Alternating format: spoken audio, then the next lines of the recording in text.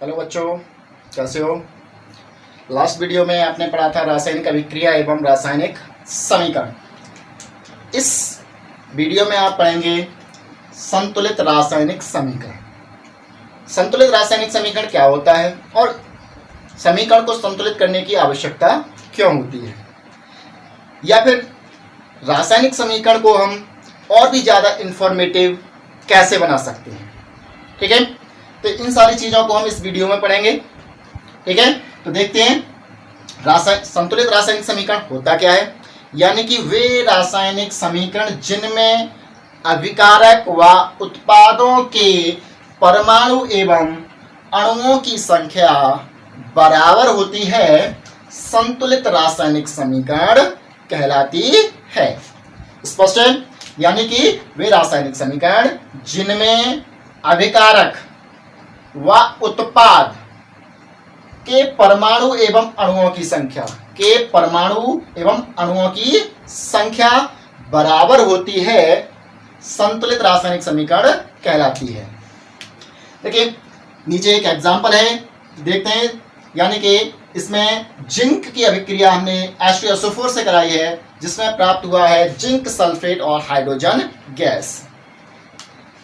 तो देखते हैं यह अभिक्रिया संतुलित है या नहीं। हमने यह बताया कि अभिकारक और उत्पाद के परमाणु और अणुओं, परमाणु यानी कि जैसे कि सोडियम, हाइड्रोजन, मैग्नीशियम, ठीक है, कार्बन एटसेट्रा, जितने भी तत्व होते हैं आप कह सकते हैं परमाणु होते हैं। और अणु क्या होते हैं? अणु यानी कि जो दो या दो से अधिक समान प्रकार के परमाणुओं से मिलकर बने होते हैं, अणु कहलाते हैं। और यौगिक क्या होते हैं? यानी कि जो दो या दो से अधिक भिन्न प्रकार के परमाणुओं से मिलकर बने होते हैं, यौगिक कहलाते हैं। ठीक है, तो देखते हैं क्या इसमें अभिकारक और उत्पाद के जो परमाणु और अणु हैं वो बराबर हैं या नहीं। देखिएगा, हाइड्रोजन का 1 है इधर अभिकारक में, और उत्पाद में जिंक का 1 है, इधर भी जिंक का 1 है, इधर हाइड्रोजन का 2, इधर हाइड्रोजन का 2, सल्फर का 1 है, इधर सल्फर का 1 है, और इधर देखते हैं ऑक्सीजन का कितना है 4, इधर ऑक्सीजन का 4। यानी कि दोनों तरफ यानी कि अभिकारक और उत्पादों के अणुओं की संख्या बराबर है। तो इसका मतलब हमारी समीकरण संतुलित है। लेकिन कुछ हमारी रासायनिक समीकरण ऐसी होती हैं जिनमें यह संतुलित नहीं होती हैं, तो ऐसी रासायनिक समीकरणों को हमें संतुलित करने की आवश्यकता होती है। तो जो रासायनिक समीकरण संतुलित नहीं होती हैं उनको हम कैसे संतुलित करते हैं और इनको संतुलित करने की आवश्यकता क्यों होती है, क्या कारण है ऐसा जो हमें यह विक्रियाएं या समीकरणें संतुलित करनी पड़ती हैं। तो देखिए बेटा, जो रासायनिक समीकरण होती हैं यानी कि कोई भी रासायनिक अभिक्रिया, जो रासायनिक अभिक्रियाएं होती हैं वो द्रव्यमान संरक्षण नियम का पालन करती हैं। यानी कि द्रव्यमान संरक्षण नियम क्या होता है? यानी कि रासायनिक अभिक्रिया के दौरान या रासायनिक अभिक्रिया के पूर्व एवं पश्चात अभिकारक का द्रव्यमान जितना होगा उतना ही द्रव्यमान उत्पाद का होगा।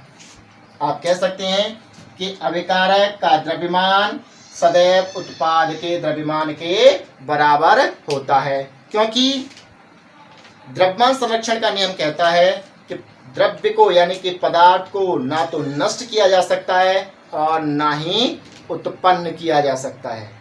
इसलिए हम रासायनिक समीकरणों को संतुलित करते हैं। तो देखते हैं कि हम संतुलित कैसे करते हैं रासायनिक समीकरण को।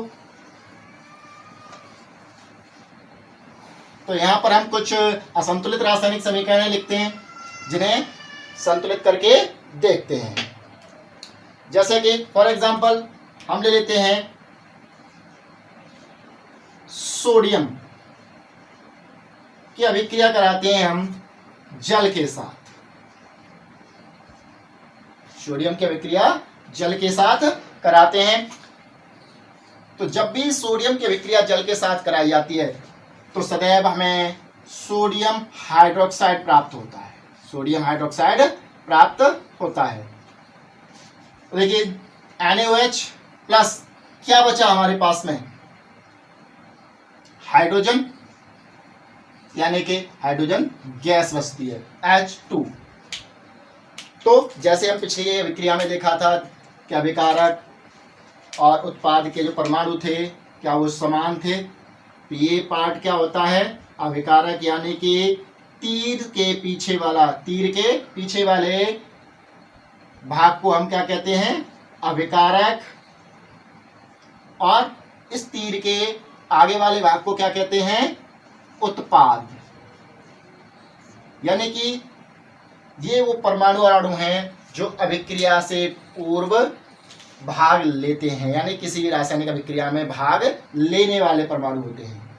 और उत्पाद वह होता है जो रासायनिक अभिक्रिया के पश्चात हमें प्राप्त होता है। ठीक है, तो देखते हैं क्या ये संतुलित है। तो देखिए सबसे पहले यहाँ पर देखते हैं हम किस किस में कमी है। देखिए यहाँ पर सोडियम का कितना है, 1 है, इधर सोडियम 1, इधर हाइड्रोजन का 2 है, इधर हाइड्रोजन के देखते हैं कि 1 इधर है और 2 इधर है, 3 है, और इधर ऑक्सीजन का कितना, 1, ऑक्सीजन का 1, यानी कि हाइड्रोजन अनबैलेंस्ड है हमारा, यानी सोडियम और ऑक्सीजन कैसा है, बैलेंस है, दोनों तरफ बराबर है, बट हाइड्रोजन बैलेंस नहीं है, यानी कि संतुलित नहीं है। तो इसको हम संतुलित कैसे करेंगे, तो नीचे हम एक सारणी बना लेते हैं अभी समझने के लिए। अभिकारक पदार्थ और इधर लिखते हैं हम उत्पाद पदार्थ।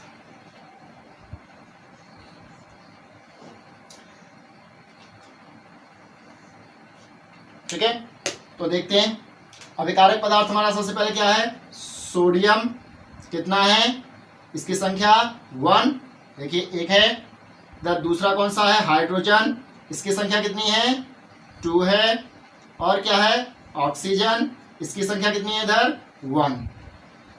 ठीक, अब इसी प्रकार हम उत्पाद में देखते हैं, सोडियम की संख्या कितनी है, 1, हाइड्रोजन की संख्या कितनी है, 1। जब ये दो अलग अलग जगह हो, यानी कि बीच में प्लस का साइन लग रहा हो, दो अलग अलग भाग जितनी भी जगह पर हो, हम क्या करते हैं उसको अलग अलग ब्रैकेट्स में लिख लेते हैं। प्लस इधर कितना है, 2, ठीक है, और ऑक्सीजन कितना है, 1, ठीक है। अब देखते हैं हमारा अनबैलेंस क्या है, यानी असंतुलित क्या है इसमें। तो देखिए सोडियम कैसा है, यानी बैलेंस है, ये भी बैलेंस है, और इधर ऑक्सीजन ये बैलेंस है, बट हाइड्रोजन बैलेंस नहीं है। तो इसको बैलेंस करने के लिए हम क्या करेंगे,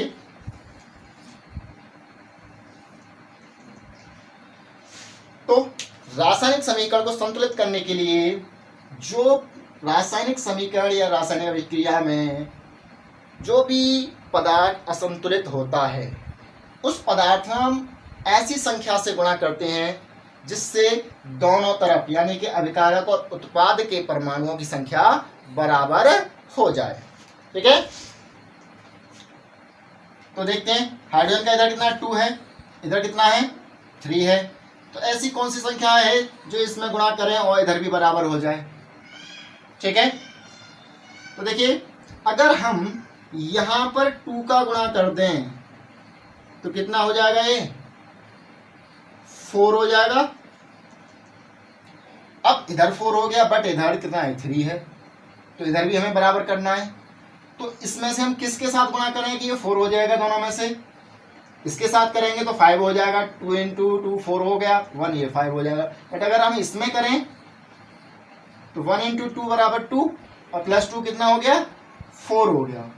ठीक है, बराबर 4। ठीक,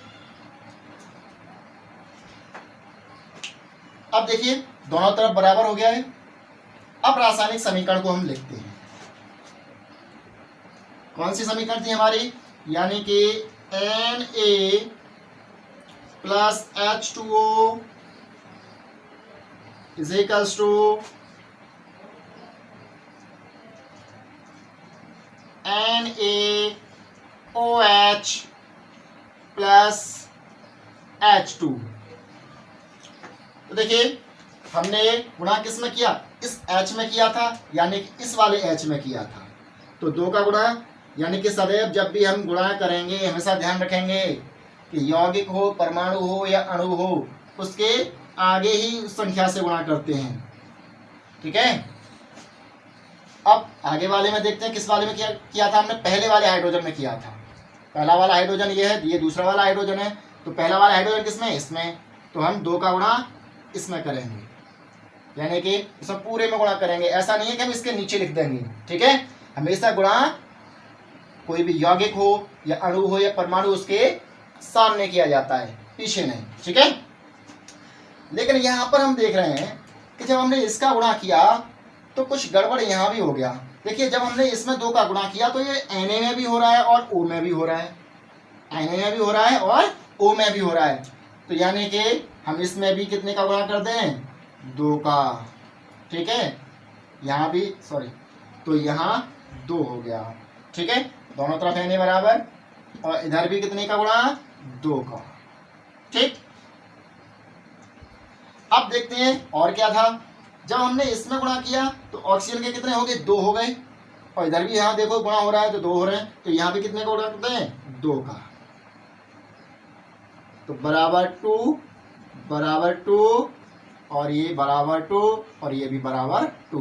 तो देखिए Na बराबर 2, Na बराबर 2, H बराबर 4, H बराबर 4, O बराबर 2, O बराबर 2, यानी कि अब हमारी समीकरण संतुलित है, क्योंकि दोनों तरफ परमाणुओं की संख्या बराबर है। Na बराबर 2, Na बराबर 2 इधर। ठीक है, हाइड्रोजन के 4, तो हाइड्रोजन के देखो 2 × 2, 2 का गुणा तो इसमें करेंगे तो 4 हो जाएगा। ठीक है, ऑक्सीजन का देखिए 1 × 2, यानी कि 2 का गुणा O में करेंगे तो 2 O हो जाएंगे। ठीक है, इसका मतलब ये भी बैलेंस है। इधर देखेंगे Na का कितना है, 2, यानी कि देखिए यहाँ पर कितना है, 2 का गुणा हो रहा है, 2 है। हाइड्रोजन का देखिए कितना है, 2 और 2 4, यानी कि 2 का गुणा इसमें किया तो 2 हो गया और 2 ये रहा, तो कितना हो गया, 4। इधर इसी प्रकार ऑक्सीजन देखेंगे कितना है, 2, ऑक्सीजन भी कितना है, 2, यानी कि ये समीकरण कैसा हो गया आपका, संतुलित हो गया। और ये कैसा था, असंतुलित।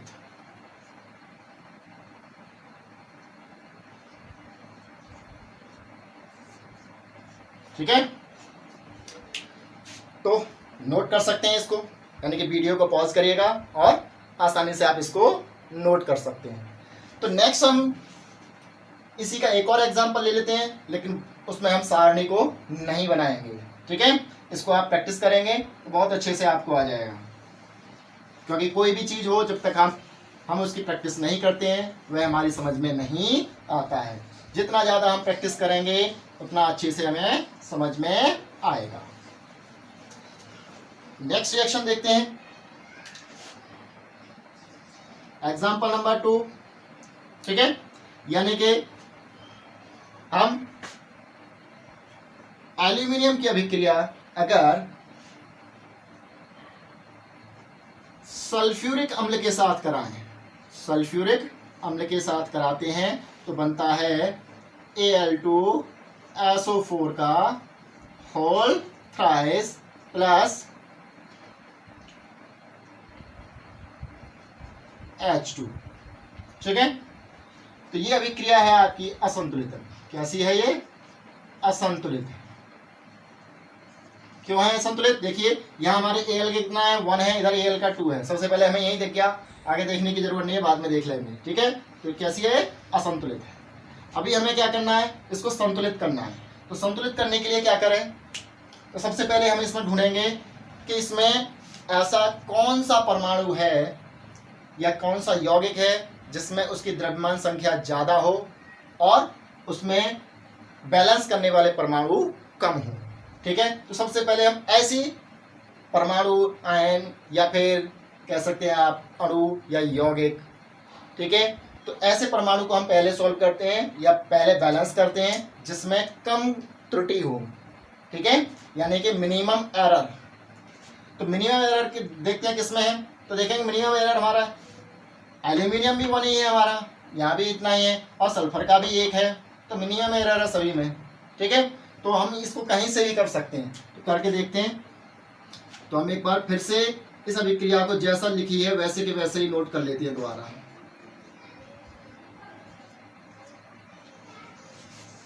ठीक है, दूसरी तरफ Al2SO4 का होल थ्राइस प्लस H2। ठीक है, तो देखिए Al का कितना है, इधर 2 इधर 1 है, तो हम क्या करें, उसको बैलेंस करने के लिए इधर भी हम 2 का गुणा कर दें। ठीक है, अब देखते हैं कि सल्फर का कितना है, इधर देखिए होल थ्राइस है, तो इसका मतलब इसका गुणा 3 का इसमें हो रहा है और 4 में भी हो रहा है 3 का गुणा। ठीक है, यानी कि ब्रैकेट के अंदर जितनी भी हमारे परमाणु होते हैं सभी में उसका गुणा होता है जो भी हमारा ब्रैकेट के बाहर संख्या होती है। ठीक है, तो एस और ओ दोनों के साथ हो रहा है, 3 का हो रहा है, इसका मतलब एस के कितने हैं यहाँ पर हमारे 3, तो इसमें हम कितने का गुणा कर दें, यहाँ 3 का गुणा कर दें। ठीक है, अब देखते हैं ओ के कितने हो गए, ओ के कितना 12 हो गया, 3 4 जा 12। अब यहाँ देखेंगे 3 4 जा 12, इसका मतलब ये भी बराबर हो गया। ठीक है, अब देखते हैं कि हाइड्रोजन के कितने हैं, तो हाइड्रोजन के इधर 2 हैं और इधर कितने हैं 6 हैं, तो यहाँ भी कितने का कर दें 3 का गुणा कर दें। यानी कि इस प्रकार आप डायरेक्ट इक्वेशंस को यानी कि समीकरण को बैलेंस कर सकते हैं। तो देखेंगे एल्यूमिनियम के 2, एल्यूमिनियम के 2, हाइड्रोजन के 6, हाइड्रोजन के 6, ठीक है, सल्फर के 3, सल्फर के 3, ठीक है, और ऑक्सीजन के 12 यानी कि 3 इंटू 4, ठीक है, और इधर सल्फर के ये भी 4 यानी कि 3,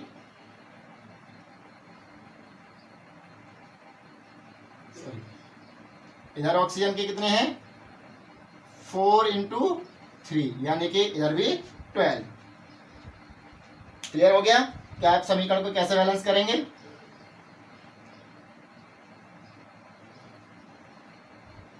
चलिए एक सिंपल सा और देख लेते हैं, एग्जांपल नंबर 3, यानी कि हाइड्रोजन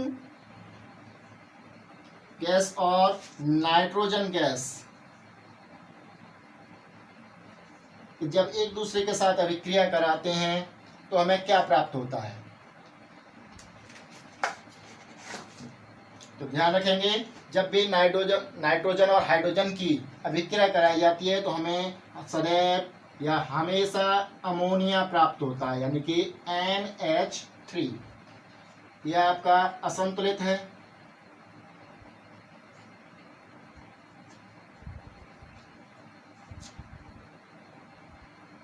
ये संतुलित था।